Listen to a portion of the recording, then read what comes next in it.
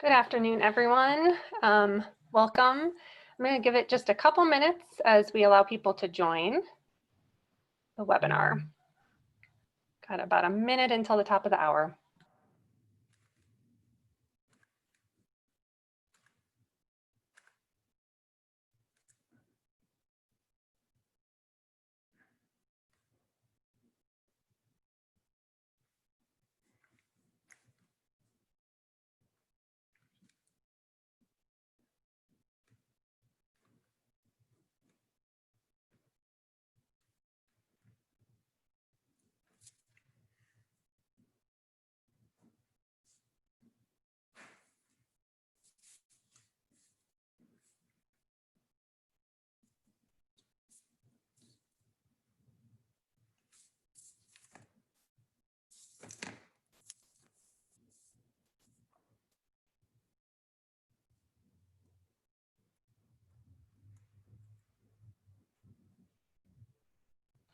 All right, well, it is the top of the hour, so I'm going to go ahead and kick this informational webinar off.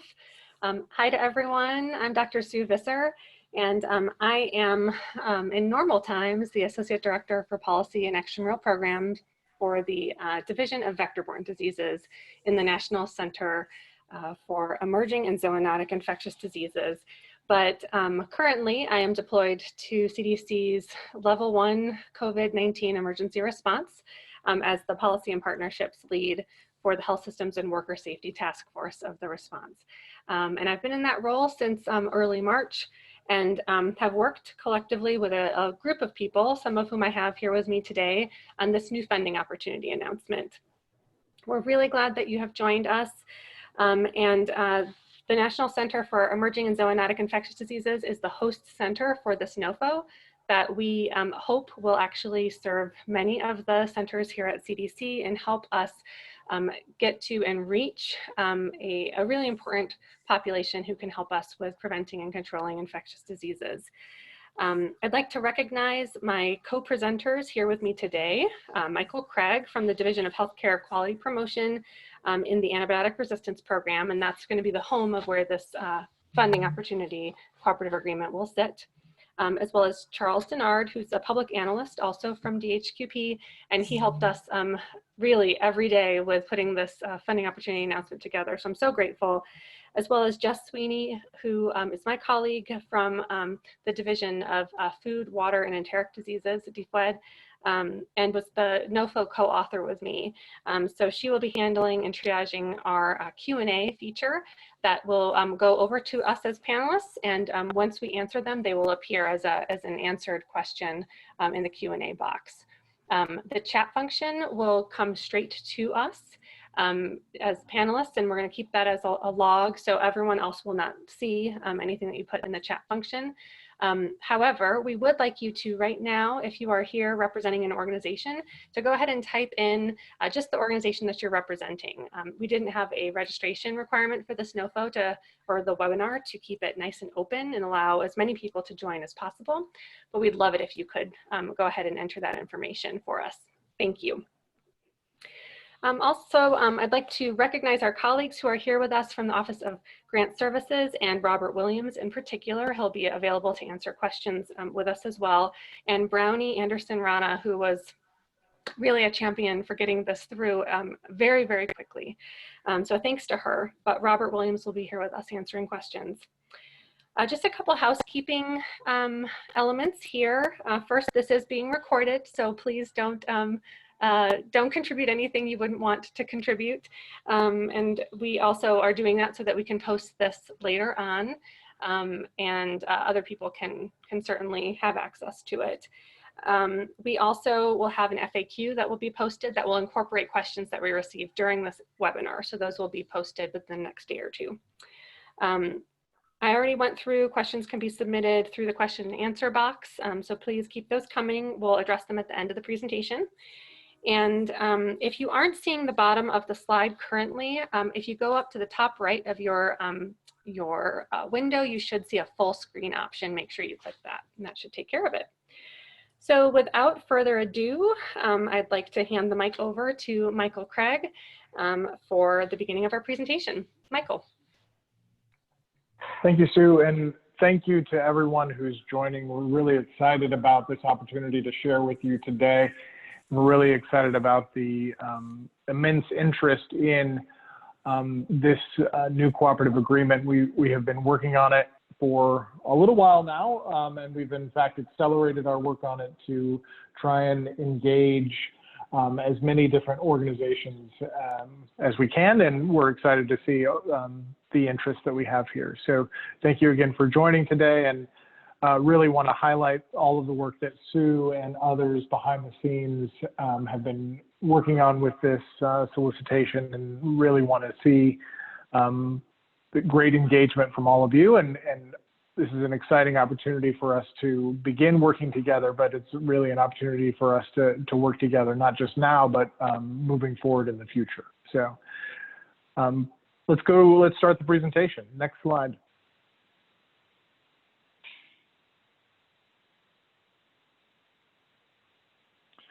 So I want to just start out by saying that the purpose of the NOFO is really to engage and improve our relationships with clinical and public health partners so that we can have better public health outcomes through partnerships. Where there's a lot of organizations, many of which on the call we already participate and interact with CDC in some form or another.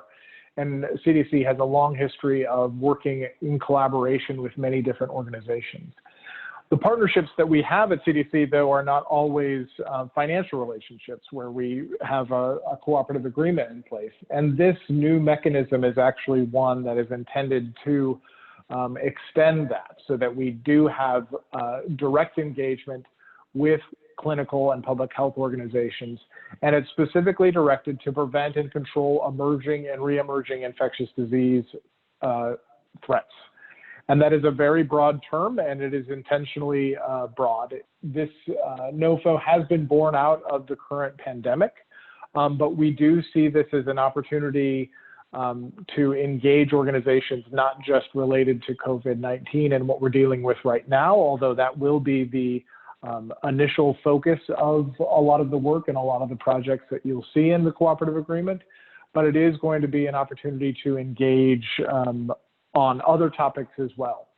And so keep that in mind as you hear more about this, that while we are going to have some things that are related to the current pandemic, the ultimate goal is to be able to do a lot of different things on emerging and re-emerging infectious disease threats moving forward. And it is going to be a mechanism that we intend to be used across the agency. So while it will be housed specifically in the National Center for Emerging and Zoonotic Infectious Diseases, and under my group that is focused on antibiotic resistance, by no means will it be limited that way. We are just going to be the home, and we're going to share it with our infectious disease colleagues across the agency so that we can have a mechanism of support so that we can engage with as many of you as possible.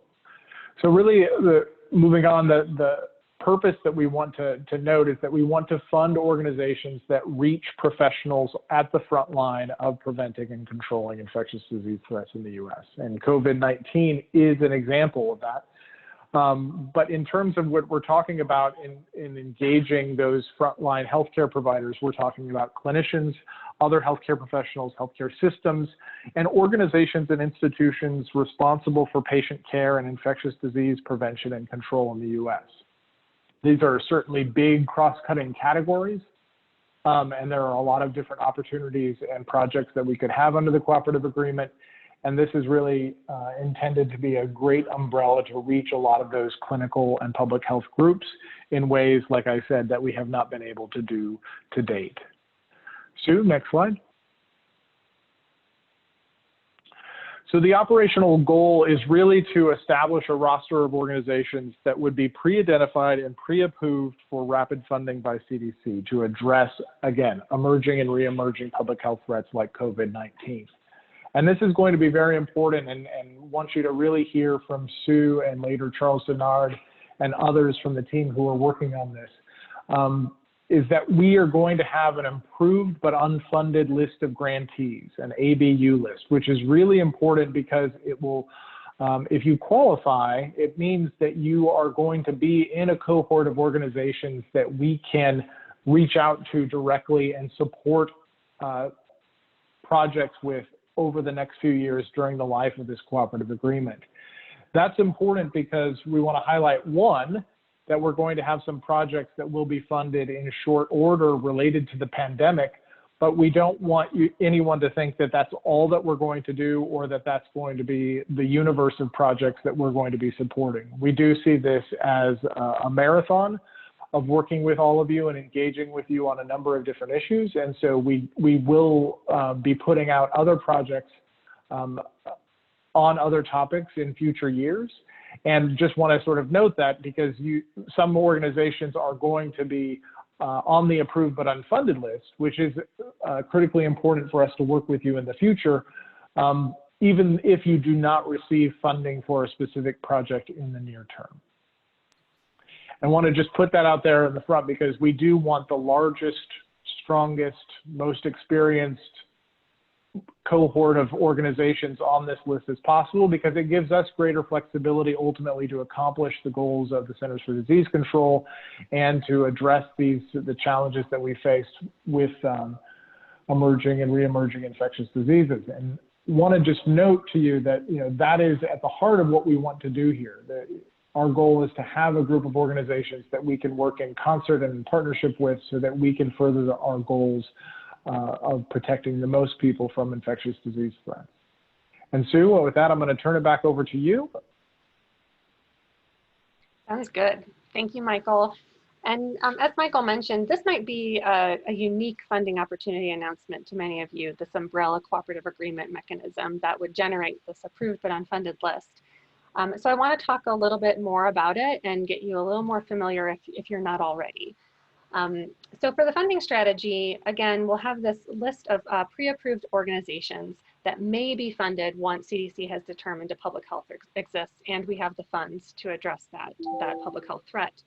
And so at this time, meaning this fiscal year, which runs through the end of September, we have limited funding available, and most of it is tied to COVID, of course.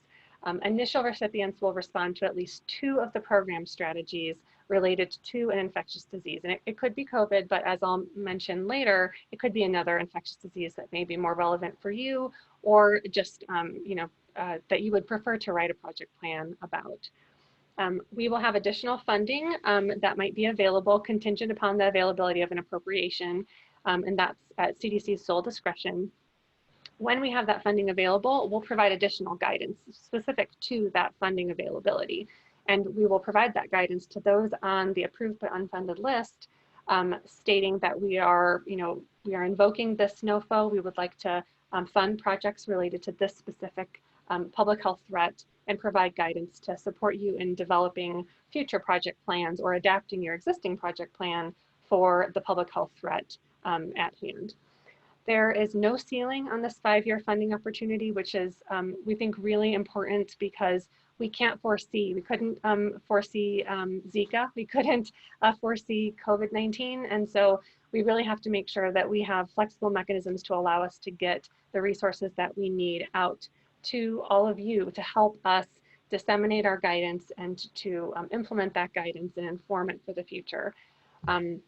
Also, very importantly, because we don't know all the different instances in which the NOFO will be invoked, we have to make sure that we can fund out of rank order, because some of you may be more relevant to work with a target population for a specific public health emergency or threat in the future. So we can fund out of rank order after your applications are reviewed, scored, and approved. Okay, so let's spend a moment on applicant eligibility. And I would definitely say that most of the questions we've received to date are about this, about applicant eligibility. And the important thing to note is that this is maximum competition, full and open competition. And so there really are no eligibility requirements. Having said that, the strongest applicants will be able to help us achieve our NOFO mission and purpose. They will provide critical services, training, or organizational support to improve clinical and public health outcomes, as Michael mentioned. And it's through the prevention and control of emerging or re-emerging infectious diseases. They must clearly identify their target population So this might be nurses, it might be sanitarians, it might be vector control organizations, it could be any number of folks, but clearly stating who your organization intends to reach will be very important. The strongest applicants will also demonstrate the capacity to reach a regional or national network. So they don't have to be a regional or national organization, but they have to be able to reach a network that represents a large swath of the occupational group. And also they have to be able to demonstrate that they can and will conduct activities that align to at least 2 program activities.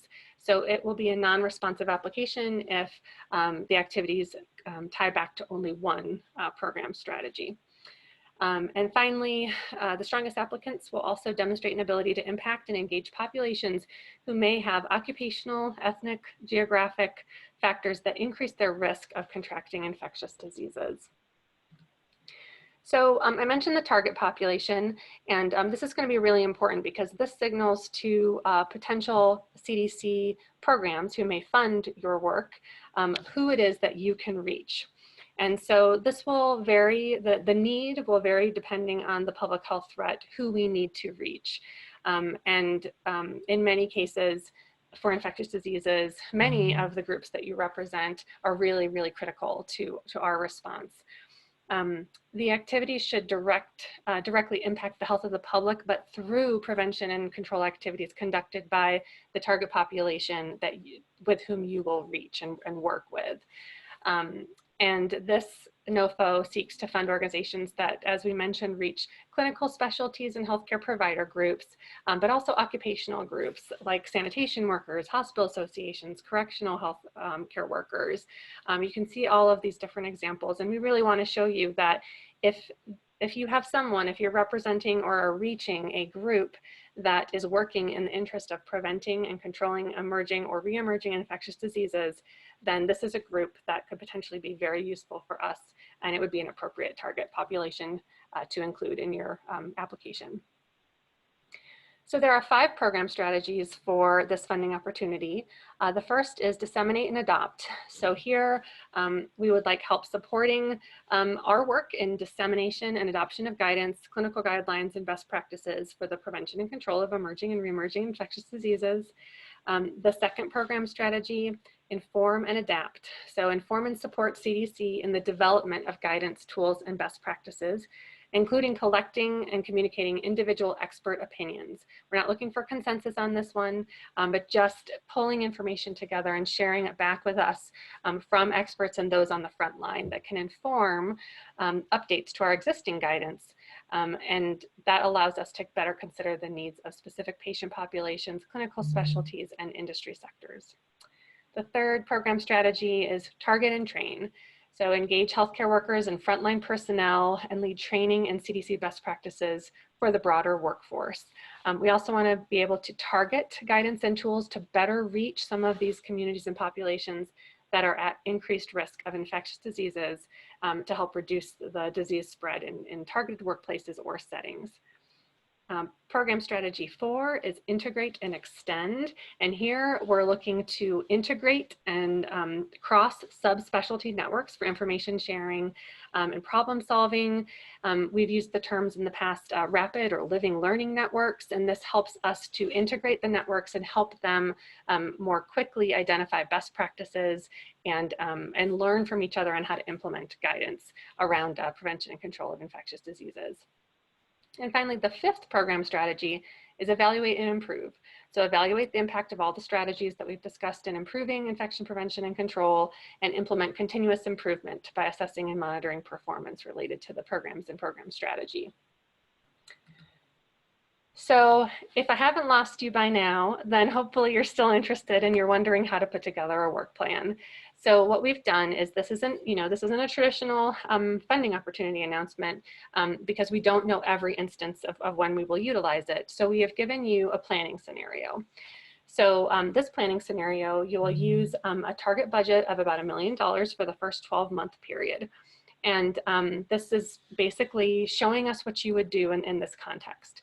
So the assumptions are that you're going to address capabilities required to respond to the emergence or reemergence of an infectious disease And as I mentioned, it could be COVID, an infectious disease of your choosing, or a future infectious disease X.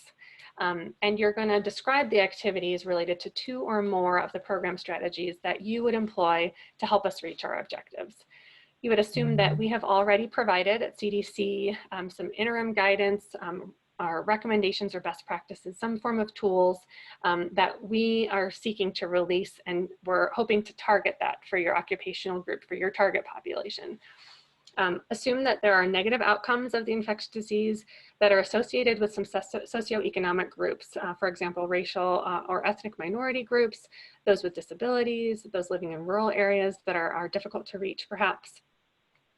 And finally, the emerging infectious disease has a high attack rate or hospitalization rate. And we have countermeasures and or pharmaceuticals and or vector control and or an oral prophylaxis component that would help us fight this infectious disease. So that's your planning scenario. So here's some general work plan guidance in developing your work plan. You're going to want to submit a high-level work plan. We really don't want you to sink way down into every little thing that you're going to do. This should be a high level so that we can understand generally what you're going to do. And again, you don't know exactly the situation in which you would implement this, so we don't want you to spin your wheels proposing something that's too micro. We want you to keep it a little higher level. But the plans and activities should align with the program strategies that are in our logic model, which are included in the NOFO. You should also be able to revise your plans and activities. So it shouldn't be something you can only do this one thing exactly this way. It should be somewhat flexible so that when we give you additional guidance or we help you understand the specific guidance or tool or best practice that we're hoping to get closer to your target population and disseminate within your target population, that you're able to revise your plan. And they should also, all those activities should reflect the strategies, outcomes, evaluation, and performance measures described in the funding opportunity. We would like you to target at least one proposed long-term outcome, and your short-term and intermediate outcomes should directly relate to the expected results of completing the planned response activity. Okay, with that, I'm going to pass it over to my colleague, Charles, who will walk you through a little bit of the objective review criteria. Charles? Thank you, Sue and Michael. So I'm going to just take this time out to talk about the objective review criteria. And Michael and Sue have already hit on a lot of the information that really just focuses on the a lot of the strategies and the outcomes and the outputs. So in this particular case here, I'm going to take out the time here to focus on 3 different buckets. Those buckets consist of approach, evaluation and performance measurement, and the capacity to implement the approach. So a lot of this information is already, in the NOFO. However, what I'm going to do is I'm going to really focus on the number of points that's associated with each bucket. In this case, I'm going to start off with approach. And here's some of the things that the objective reviewers will actually be looking at. Does the applicant clearly identify their target population? And you can see here that has 6 points. Further down, you're going to see where has the applicant described their approach to engage target populations that are increased risk for infectious disease. You can see this has 6 points. What you're going to really be basing your application on, as far as like when you're writing it, you really want to verbalize and be clear to the reviewers that these are actually what they're going to be able to look at, review, and understand, and be able to give you the points based on you being able to verbalize what you will need in the application. So then we'll go to evaluation and performance. Reviewers will have the maximum points to be able to review at 25. And there's going to be a review of to what extent is evidence provided that demonstrates that the activities and outcomes can be achieved during the period of performance. Again, there's all points associated with these. And then finally, the organization's capacity to implement the approach. And some of the criteria that we're going to be looking at is to what extent does the applicant demonstrate existing organization capacity to implement functional response to public health threats? To what extent does the applicant demonstrate the organization capacity to inform, educate, and empower frontline staff engaged in the prevention and control of infectious diseases? So these are some of the criteria, but just keep in mind that you're going to have some reviewers that are they're very much like, you know, even an expert in maybe this particular field or this particular discipline. And you might have some that is more so of really need to understand in layman terms. So just as Sue stated, you really want to focus on being able to write and respond to this NOFO at a high level. Sue, next slide.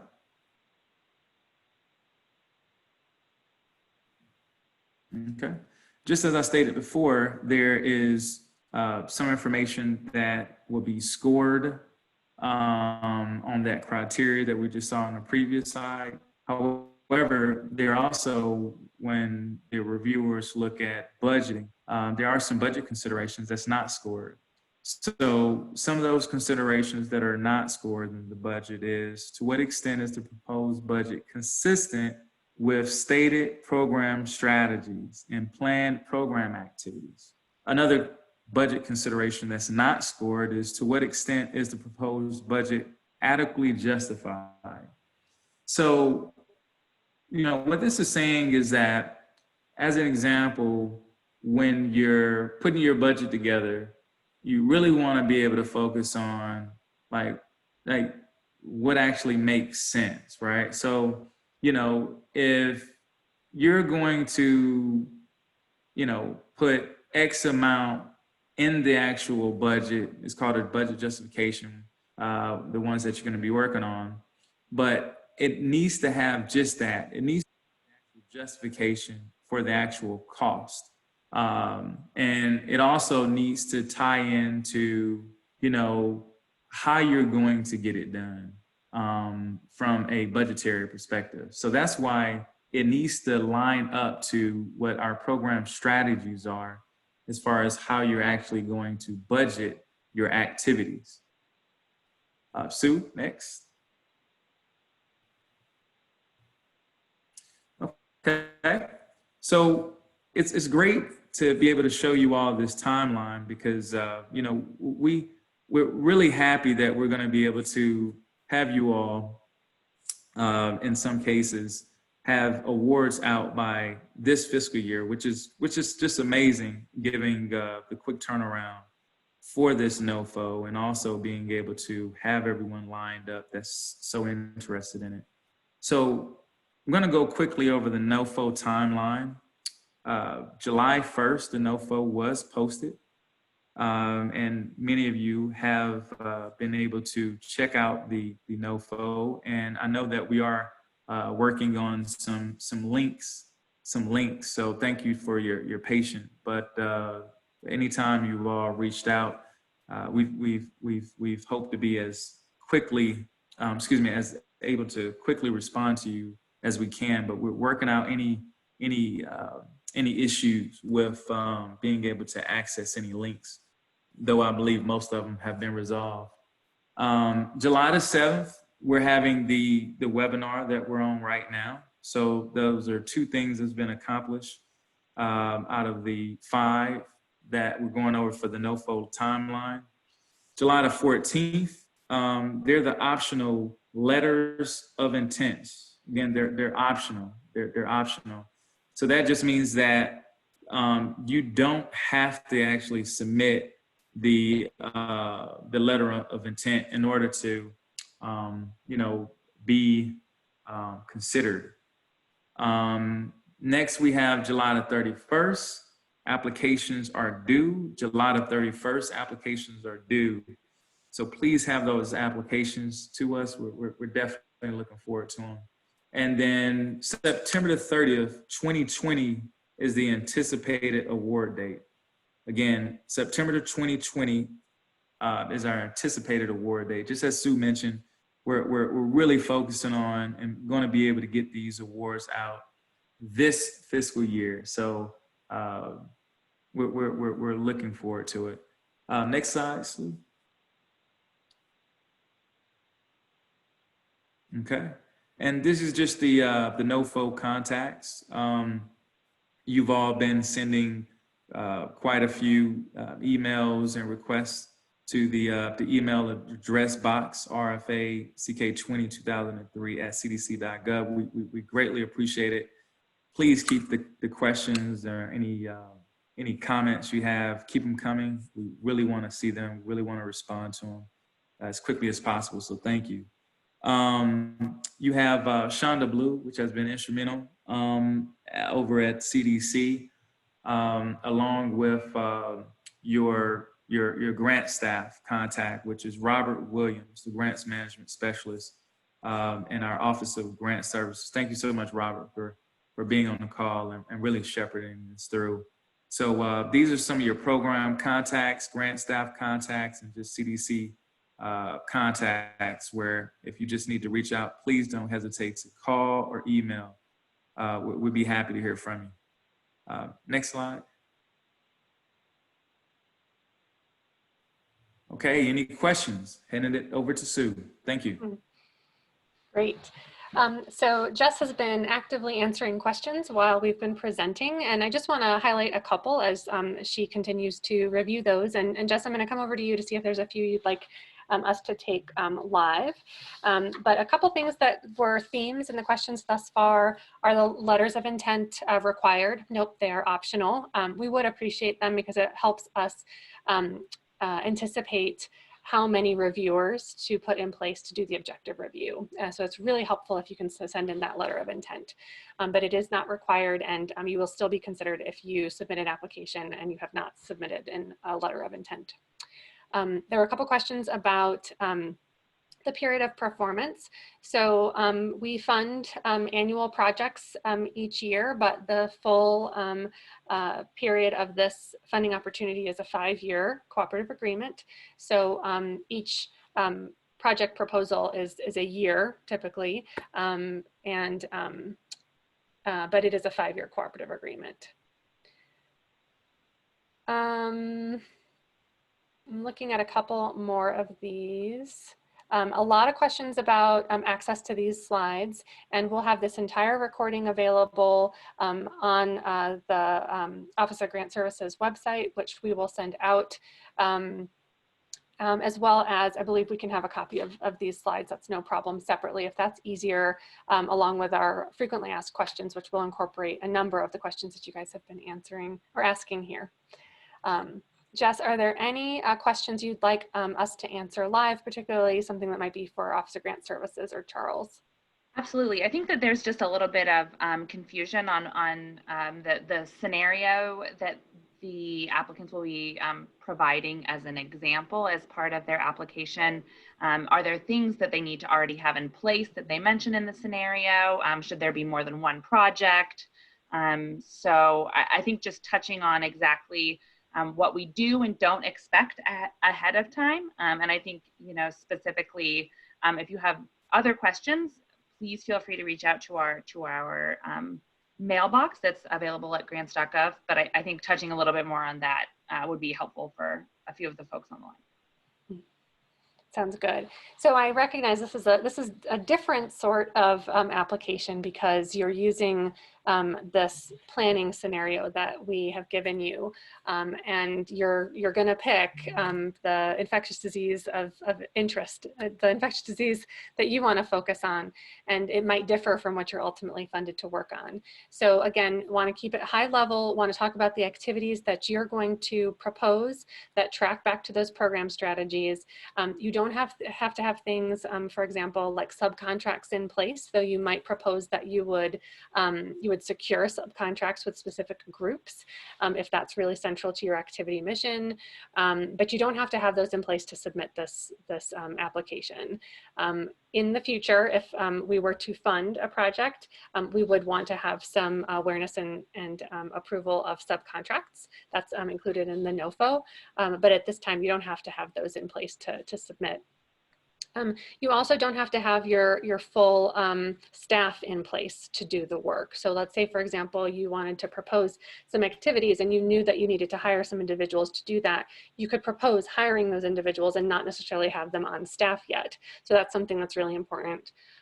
You might also, in your project plan, propose something for one specific infectious disease, but recognize that if we are hoping that you will do that work for that one, maybe even you hit the nail on the head, we want to help engage with you to work on COVID, and then another infectious disease comes along, we'd like to engage you to work on that infectious disease, we can come back to you and work with you to create a project plan if you are approved and on that approved but unfunded list.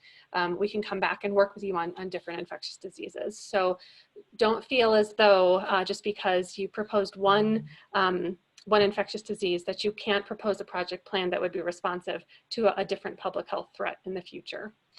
Your target population is what is most important to us, along with your approach, how you would get to that target population, your performance monitoring and evaluation, and again, your organizational capacity. Show us that you can do these things so that we know we can leverage your expertise in the future to get the job done. So another question here just about who's encouraged to submit the optional letter of intent. Anyone who is intending to submit, I would encourage you to please submit the letter of intent, but it is optional.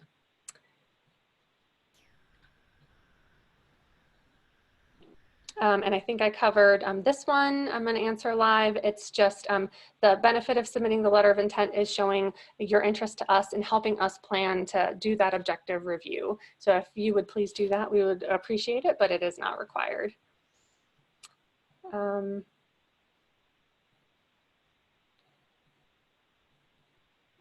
I think another question, Sue, is about the kinds of organizations that are eligible, 501c3, C6, small businesses, academic institutions.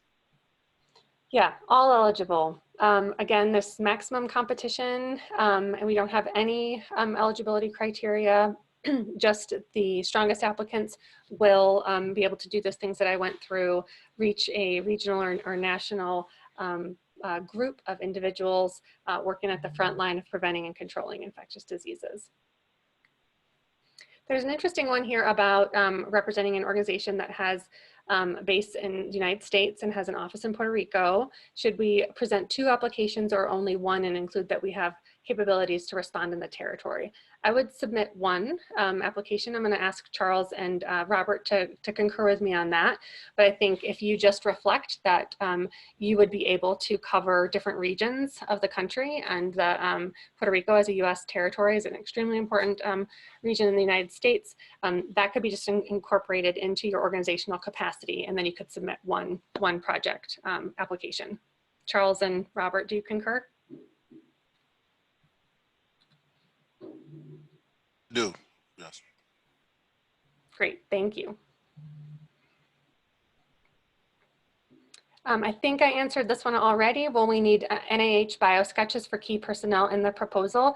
If you happen to have those individuals already on staff and they represent a strength and that speaks to your organizational capacity, then I would encourage you to include biosketches.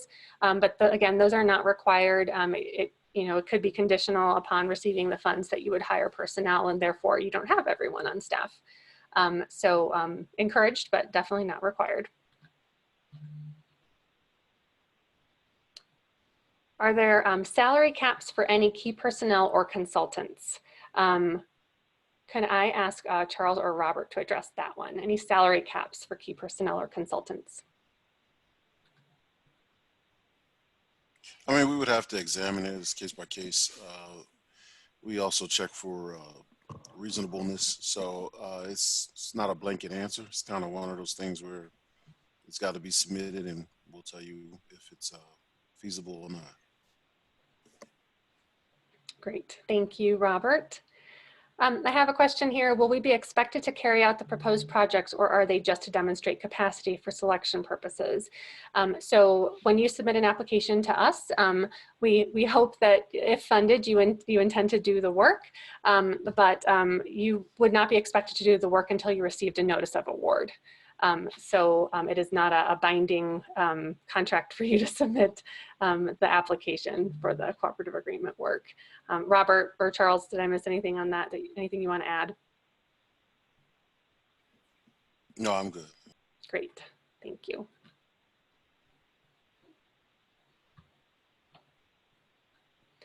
I'm getting a couple of comments, Charles, related to the link in the email. So what I'm going to do is ask Charles if you would include the link of the actual NOFO in the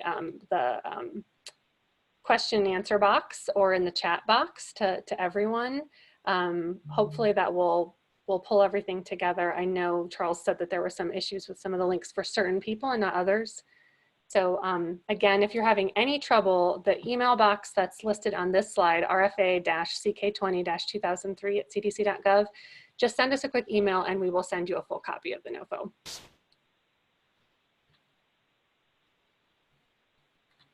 Okay.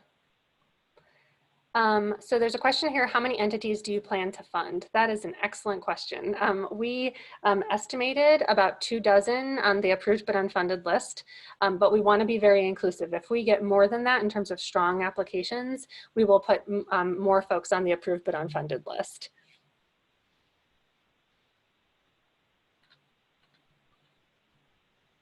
Okay, how many awards are anticipated by September 30th, 2020?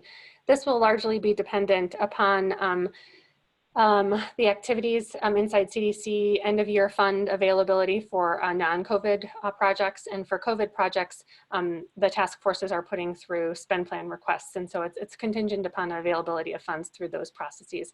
So unfortunately, I can't give you any estimate of how many awards or how much money would be released until we both see the approved applicants and we also have a better understanding of the availability of funds. Sorry, I wish I could give you a better sense on that one.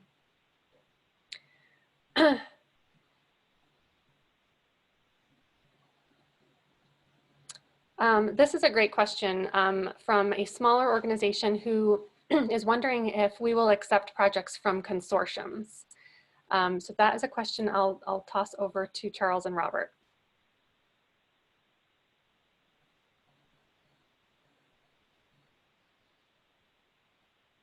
Could a consortium apply together? Hey, Not Rob, sure about that one. We'll probably have to come back to that. Okay, we will include this one in our frequently asked questions document that we will post as well, but I'll take a note of that. It's an excellent question. It's a great question.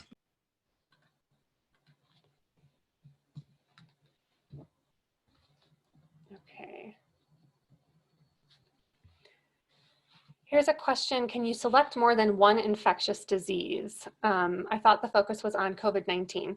So right now, of course, societal focus is on COVID-19, but we know that there are many other emerging and re-emerging infectious diseases that we're battling as a public health agency here and as well at state, local, tribal, territorial levels.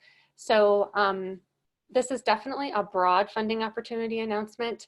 It is for, as we said, emerging and re-emerging infectious disease threats. So you could list multiple in your project plan. You could say, you know, bacterial diseases, you could say one bacterial disease, you could say viral, you know, there's a lot of different ways that you could propose it.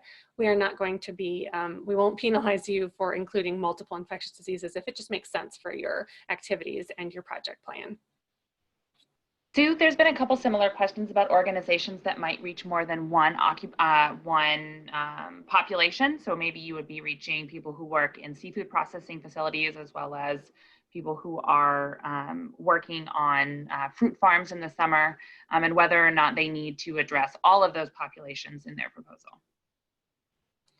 That's a good question. My understanding is we did not limit that. We asked you to clarify your target population, but but I don't see why that would be a problem. And Charles and Robert, I just want to concur that that would be fine if someone, for example, said nurses and nursing assistants, or those who are seafood processors as well as meat processors, or something different. Yeah, that'll be just fine. Okay, great. Okay.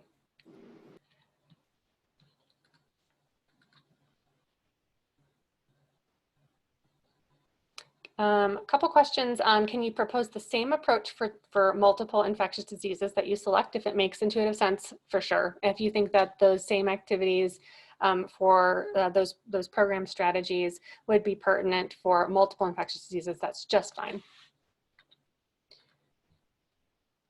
Is there a preference for nonprofit versus small businesses? No. There's no preference here. We don't have anything tied to the scoring, and your application score will directly tie to the evaluation criteria that Charles listed. So all of our objective reviewers will be utilizing that scoring rubric for evaluating your application. And you can see that we don't have any points associated with different types of organizations. Are there guidelines on what should be in the letter of intent? Yes, inside the NOFO, there's a structure for what we would like to have you include in the letter of intent.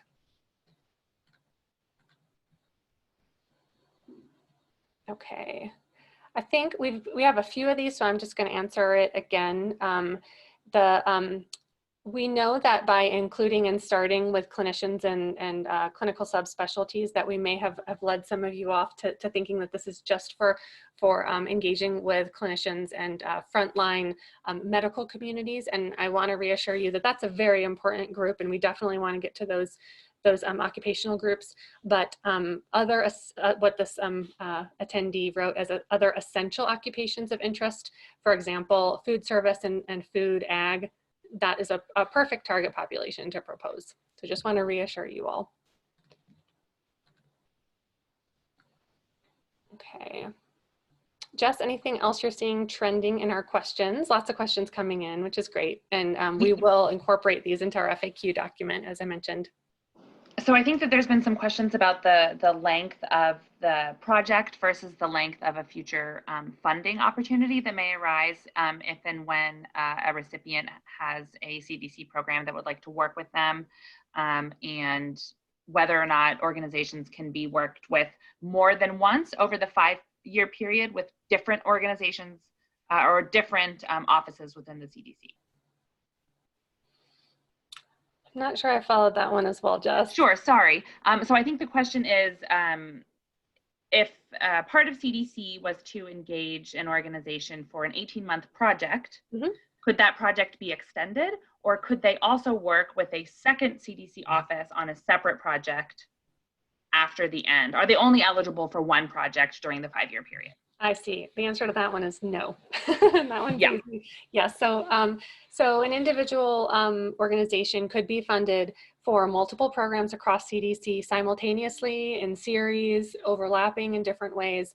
Just depends on when the public health threat emerges and when the resources are available to fund that project.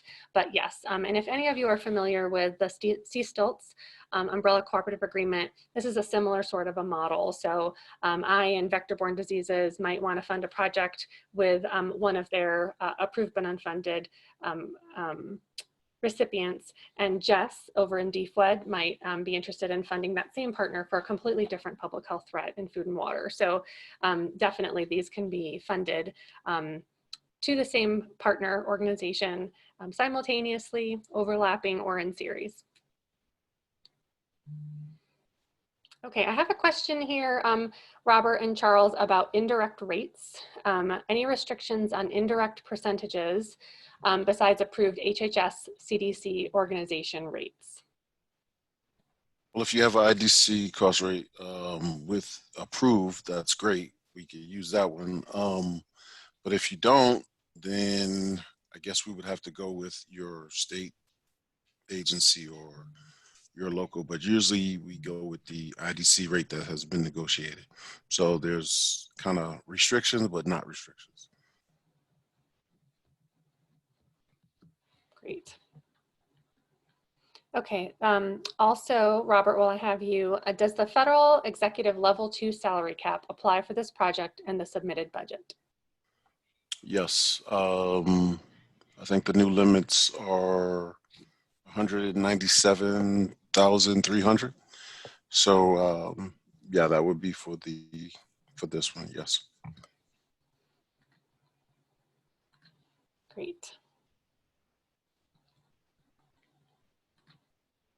Just looking through here.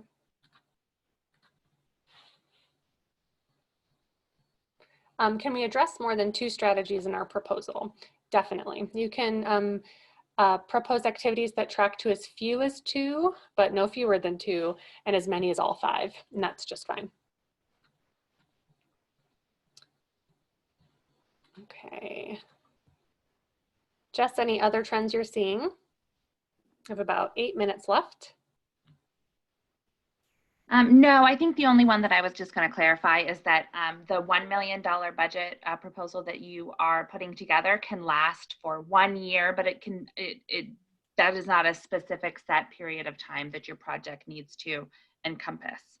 Mm-hmm. The goal is to present a $1 million project to accomplish something that is relevant to the topics of this NOFO, occupational work and infectious disease, but it does not need to be a 1 year, $1 million project.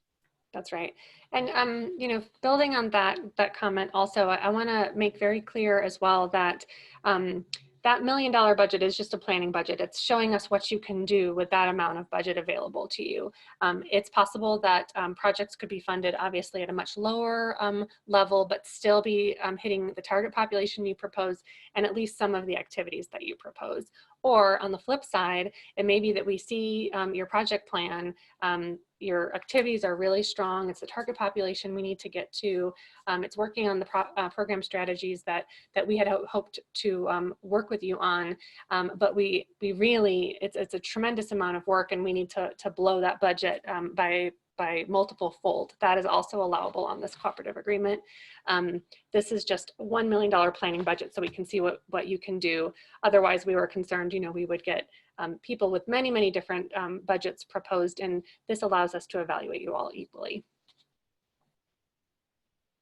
Hey, Sue and Jessica, the issues that might be having with the link as far as accessing the NOFO, I'm wondering if we have some potential applicants that's not logging into grants.gov as an applicant. That's a great point. So Charles, do you want to talk through Grant Solutions for some of our folks who have never applied for a grants.gov funding opportunity? Do you want to talk through that process just really quickly? Sure. And Robert, feel free to come in when you need to. So the Notice of Funding Opportunity Announcement, the NOFO that we keep referencing, is currently on grants.gov, which is a website that allows for federal agencies to solicit various grantees, and also through cooperative agreements, which is an agreement between the grantor and the grantee in order to benefit the public and also the benefit of a relationship with the government in order to accomplish these tasks. So grants.gov is our a way to be able to receive those applications. And I'm thinking that if you might be having some issues with grants.gov, and I've already checked with grants.gov as far as technical support for some of the people that I was asking some of the questions, and also Grant Solutions, which is a grants management system and announcement tool that we have at CDC and various other federal organizations. But I'm wondering if you're not just going into the application side, if there's actually a grantor and an applicant side of grants.gov. And I just wonder if you could try and first log in and then try the link and see if that actually works. But again, Sue just mentioned that, we have the NOFO, we have the PDF, we have the document. We can definitely send it to you. And if there's any other way I can provide maybe a different link, maybe to a SharePoint, I'm not sure. Maybe we can send that as well. We want you to be able to quickly have access to this information.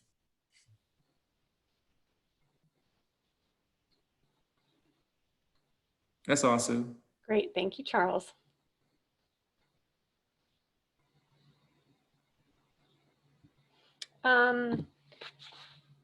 So we have a question here about being limited only to the US, and if folks are interested in non-US Caribbean islands, is that viable? So this is for the prevention and control of emerging or re-emerging infectious diseases in the United States.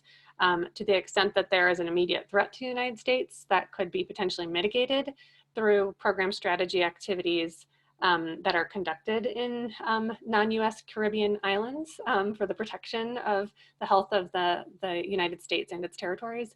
That's possible.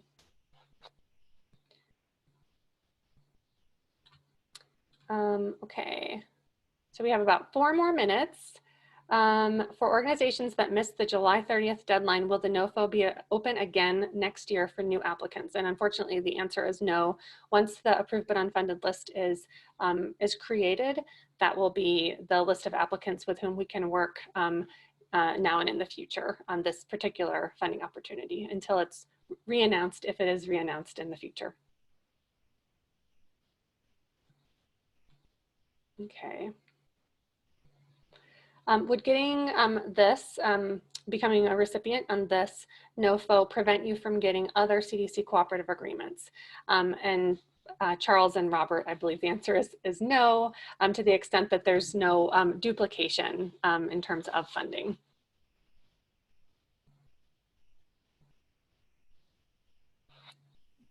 And sorry, Sue, we got a couple about whether or not letters of support are needed.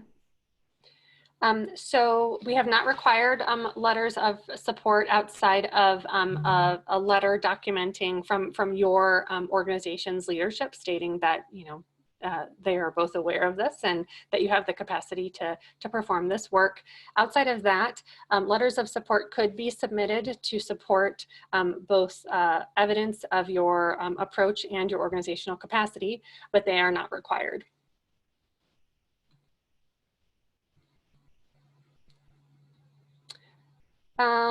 Robert, I have another indirect rate question. If no IDC rate, can we use 10% de minimis rate for indirect? Yes. Yes, great, thank you. And then another one here on salary, Robert. I heard earlier no specific salary cap and that we would check to make sure that they're reasonable, but then later heard that NIH executive level salary caps would be used. Could you clarify? Salary caps will be used for personnel when it was contracting or if it's supplies or anything like that. So if those questions are going to be out there for supplies, personnel, activities, all those good things, yeah, we'll actually review them. But for, I guess, personnel, we would actually use the actual salary cap. Forgive me. Thank you. There's a question about the $1 million budget. Is that total or direct costs only? That would be total. But again, it's only a planning budget. Okay, on which page of the NOFO are the letter of intent requirements? So if you give me a minute, I can look through. Otherwise, I can include that in the FAQs as well. And Charles, let me know if you find it first. I can't search on my computer while I have this up, but we'll find that information for you. Okay, and then just again, Charles, a couple people saying they're familiar with grants.gov and they're looking at the grant opportunity and there's only a synopsis posted, not the full NOFO. Okay, we'll follow up. Okay. But please, we do have the full NOFO. Please just send that email that quick request, and we're responding very quickly Yes. at RFA CK 2023 at cdc.gov. That's right. Please just send us an email and we'll make sure that you get that NOFO. To Charles' earlier point, make sure that you have access to grants.gov because that's how you will submit your application. So we want to make sure that that's working for you as well. All right, so we are at the top of the hour. It is now 3 o'clock on my clock. And we have a couple open unanswered questions, which I promised you we will move over to the frequently asked questions list and get those included so that you can see any responses. If you have a burning question and you need the answer now and we didn't get to you, please go ahead and send it to that email box. And Charles and Jess and myself will be reviewing those emails and answering all your questions as they come in.